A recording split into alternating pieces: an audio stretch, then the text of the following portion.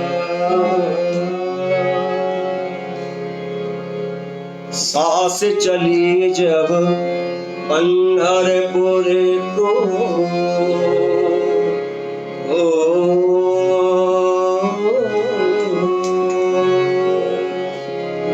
सांस चली जब पंढरपुर को, दो पग चल लौटी वो घर को। सांस चली जब पंढरपुर को, दो पग चल लौटी वो घर को।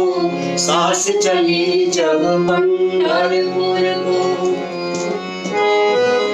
सुन री बहू रानी तू सुन री, मत बेचे तू दूध दहेरी।